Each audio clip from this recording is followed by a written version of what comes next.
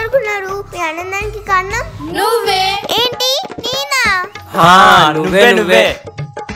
ఏంట్రో నేనా? ఏంటో చెప్పండి. చెప్పేదేం లేదు, నిన్న రాత్రి మీ ఇంట్లో మొత్తం చూసేసినాంలే. ఏంటి రాత్రి నేను వేసిన కొడుకు చూసేసినాడా? ఏం చూసినాడు చెప్పండి అబ్బా. రాత్రి నువ్వు వేసిన గోడకొచ్చి మేమందరం చూసేసినాం.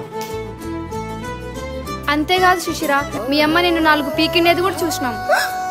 చూసేసారా? మొత్తం చూసారా? పరువు మొత్తం పోయిందే.